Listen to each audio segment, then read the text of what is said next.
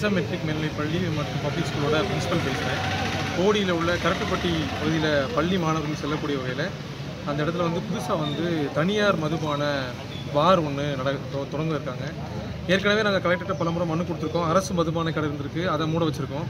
திரும்ப மாணவிகளுக்கும் பெற்றோர்களுக்கும் அங்கே பொதுமக்களுக்குமே பாதுகாப்பு இல்லாத பட்சத்தில் நாங்கள் திரும்ப ஒரு மனு கொடுக்க வந்திருக்கோம். இது மாதிரி தொடர்ந்து இந்த நடவடிக்கை ஈடுபடுறப்போ பெண்களுக்குள்ளான பாதுகாப்பு, மாணவர்களுக்குள்ளான பாதுகாப்பு என்பது கேள்விக்குறியாகவே இருக்குது. இப்போ பள்ளியின் சார்பாக நாங்கள் இறங்கி உள்ளே வந்திருக்கோம். இது தொடர்ந்து நடக்கிறப்ப பள்ளி பெற்றோர்களும் மாணவிகளும் அச்சப்படுற காரணத்தினால இதுக்கு அடுத்து நடவடிக்கை எடுக்காத பட்சத்தில் மாணவர்களுடைய பெற்றோர்களும் சேர்ந்து போராட்டம் நடத்துகிறதா எங்கிட்ட சொல்லியிருக்காங்க. அதுக்கு முன்னுக்கூட்டியாகவே நம்ம அரசாங்கத்தில் இதை தலையிட்டு நடவடிக்கை எடுக்கணும் பள்ளி நிர்வாகத்தின் சார்பாக கேட்டுக்கொண்டு இந்த மனு கொடுக்க வந்திருக்கோம். இதன் பேரில் அவங்க கண்டிப்பாக நடவடிக்கை எடுப்பாங்க, அரசு உரிய நடவடிக்கை எடுக்கும் என்ற ஒரு நம்பிக்கையோடு இந்த செய்தியை நான் உங்கள்கிட்ட பகிர்றேன். நடவடிக்கை எடுக்காத பட்சத்தில் அடுத்த கட்டமாக பொதுமக்களோடு சேர்ந்து பள்ளி மாணவர்களும் பெற்றோர்களும் இணைந்து போராட்டம் நடத்துவார்கள் என்பதை தெரிவித்துக் கொள்கிறேன். என்னோட பேர் சதீஷ், நான் பள்ளியினுடைய முதல்வர்.